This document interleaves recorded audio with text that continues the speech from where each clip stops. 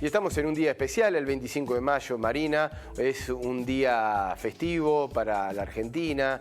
Es el día de la Revolución de Mayo, de allá de 1810, en donde mucho se ha hablado y en donde por ahí se conoce parte de una historia, pero otra que no es tan anunciada ni presentada, ¿no? Así es, Mariano. Bueno, el virreinato del Río de la Plata aprovechaba las circunstancias que se acontecían en España para generar su primer gobierno patrio. La independencia vendría mucho después, pero la invitación es a pensar y repensar esta Revolución de Mayo. Y en esta oportunidad vamos a reflexionar acerca de cuál fue la posición de las provincias del interior en esa revolución que fue gestada en el Cabildo de Buenos Aires. No lo vamos a hacer solos, le vamos a dar la bienvenida a una especialista, ya la estamos viendo, y la saludamos, Noelia Medina, licenciada en Historia. Muy buenos días, ¿cómo le va? Hola, buen día, ¿qué tal? ¿Cómo les va? ¿Qué tal, Noelia? ¿Cómo te va? Muy buenos días. Bueno, comentanos... Hola, buen día. Comentanos un poco esta situación. 25 de mayo, el Cabildo, todo lo que uno más o menos conoce, que le han enseñado en la escuela. Pero ¿qué pasa con las provincias? ¿Cuál fue la posición que tuvo el interior, que tuvieron las provincias? Bien, como bien ahí hicieron la introducción ustedes, pensar la Revolución de Mayo es, bueno, pensarla en ese contexto, ¿no? Por un lado, un contexto latinoamericano, en donde empiezan a notarse y a verse y a observarse revoluciones en otros espacios latinoamericanos. Pensarla en el contexto también de lo que estaba pasando en Europa. El rey había caído preso, Fernando VII, y bueno, y esas noticias llegan al Río de la Plata, llegan a Cisnero, al virrey, y es ahí donde se presenta esta situación. Es decir, no hay rey, por lo tanto no hay virrey. Cisnero trata de ocultar un poco la información y finalmente la información cae en manos de estos hombres más renombrados de la historia, aunque ha habido otros hombres y por supuesto mujeres, ¿no? En la historia de nuestra naciente nación. Bueno, cuando cae esa noticia en manos de estos hombres, se convoca a una junta, a un cabildo abierto, pero esta noticia queda en Buenos Aires. ¿Sí? Pensemos en 1810, o sea, las informaciones eran muy lentas, llegaban muy lentas, por lo tanto queda en Buenos Aires, es todo muy rápido también, hay que conformar una nueva junta, y esa nueva junta en un principio lo que se busca es la fidelidad al rey. Finalmente los hechos van sucediendo y se van pasando. Hablar del 25 de mayo es también pensar en los días previos al 25 de mayo, no es solo ese día. Y bueno, van pasando los hechos y finalmente entre Moreno, Castelli, Belgrano, entre los referentes que nos encontramos en esa revolución, la idea de esto es decir, bueno, no hay un rey y que el poder vuelva a las soberanías populares. Y ahí, bueno, se planteó un poco lo que va a ser la Revolución de Mayo, revolución que sienta las bases de lo que va a ser la independencia, como bien dijo Marina también. La independencia va a venir un poco más adelante, pero es la chispa que lo enciende. Claro. Una revolución con un componente social casi en su mayoría aristocrático, de la invitación a ese cabildo es para los vecinos. Pensemos que los vecinos en aquel momento era la gente que tenía algún tipo de posesión, o la gente decente, como se le decía también. Entonces es una revolución que en sus orígenes es aristocrática, y en los tiempos que van a venir después sí se convierte en una revolución popular. ¿Qué pasa hacia el interior? Como les decía recién, las noticias llegaban muy lentas. En las principales ciudades del interior,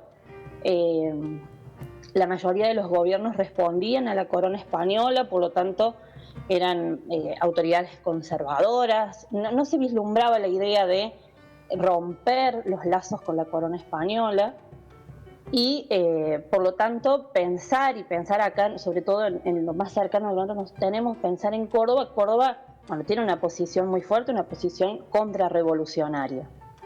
¿Sí? ¿Cómo es eso? ¿Qué significa, Noelia, que Córdoba haya tenido esa posición? ¿Por qué Córdoba es contrarrevolucionaria? Hay un par de condimentos, no es una sola situación. O sea, por un lado en Córdoba reside el ex virrey Liniers, que bueno, había sido puesto de lado a partir de la llegada de Cisnero. muy fiel a la corona española y de alguna manera él quiere volver a ser reconocido en su cargo y bueno, y ve ante esta situación la posibilidad de defender la corona española, defender a Fernando VII y empieza a gestar una contrarrevolución, organizando un ejército que va a tener en un principio bastante, 400 milicianos, por decir algún número, pero no más de eso, que con el correr de los días también esos soldados empiezan a desertar. Digo, es contrarrevolucionaria Córdoba, pero también el pueblo cordobés, ¿sí?, no se va a prender a esa contrarrevolución. Y Córdoba además tiene dos condimentos más. Otro, que Córdoba es claramente clerical y con una cuna de formación intelectual, la docta cordobesa. Por lo tanto, bueno, las posiciones son más conservadoras y más aristocráticas. Y por otro lado, una posición bastante opuesta a lo que es Buenos Aires. Pensar que la Revolución de Mayo es en Buenos Aires y por Buenos Aires, entonces empieza a haber algunas diferencias con el interior. Porque si bien Buenos Aires, o sea, está esa situación y se aprovecha la instancia de crear una junta también entre los comerciantes de Buenos Aires, la posibilidad de terminar el monopolio comercial con España y la libertad de comercio con Inglaterra, que claramente beneficia solo al puerto de Buenos Aires. Bueno, todo ese condimento hace que Córdoba sea contrarrevolucionario. Bien, hasta acá la cuestión tiene que ver con la autonomía o no respecto del reinado ante la situación de Fernando VII, cómo se definía este territorio, pero consultarte cuándo empieza a plantearse la cuestión del federalismo, si hasta acá esta revolución era gestada desde una posición centralista, más bien unitaria, ¿cuándo se le da esa participación o aparecen las identidades del interior? ¿Será con la Junta Grande, con la Asamblea del año 13? ¿Cuándo podemos empezar a hablar de la ebullición de, bueno, estas identidades provinciales? Sí, por un lado pensar que el territorio que hoy conocemos como territorio nacional no era, ¿sí? No existían estas provincias, es pensar en intendencias, en grandes porciones territoriales. Pensar en una idea más federal es mucho más adelante. De hecho, en la Junta Grande podemos empezar a vislumbrar una participación de las provincias, representantes de las provincias, pero claramente hay una posición centralista de Buenos Aires. De hecho, después muchas de las luchas civiles entre unitarios y federales responden a eso, a las luchas entre el porteñismo, entre el centralismo porteño y las posiciones más federales de las provincias, que en realidad lo que se busca es una participación en condiciones de igualdad, tanto en las decisiones políticas también como en la riqueza, ¿no?, en el reparto de la riqueza.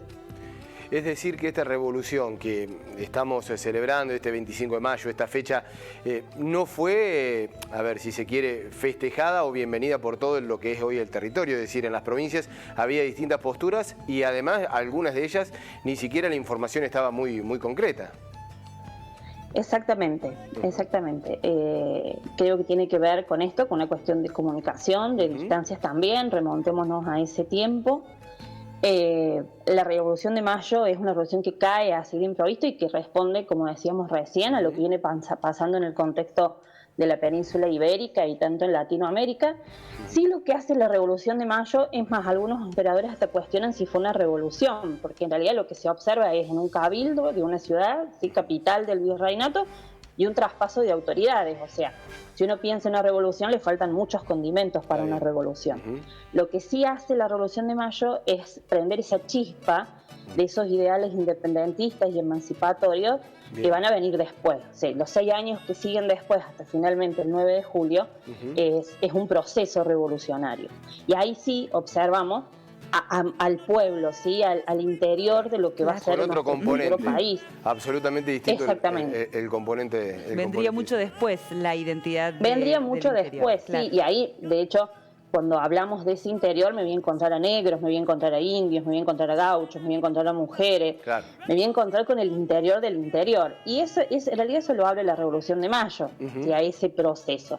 Está bien. Sí, la revolución no es la que lo hace, sino es lo que abre a partir de ahí, lo que empieza a partir de 1810. Y además también con escenarios en el interior del país muy importantes, ¿no? Ya no solamente el Cabildo de Buenos Aires, sino también con otros puntos geográficos también distintos. Exactamente, de hecho después cuando se declara la independencia en 1816 se elige Tucumán, también por ser como una especie de corazón en el territorio, en ese actual, en ese territorio de ese momento, en donde estaba de alguna manera como más recubierto de las tropas realistas que también estaban atacando. Claro. Bien, Noelia, bueno, muchísimas gracias por traernos un poco de historia aquí en la mañana de Telediario Federal. Habitualmente estamos con las noticias, con la inmediatez, con el día a día, pero hoy, bueno, un día tan especial que queríamos ir un poco más allá y tener esta mirada también, ¿no? Un poco desde el interior lo que sucedió un 25 de mayo allí en aquel Cabildo Abierto en Buenos Aires.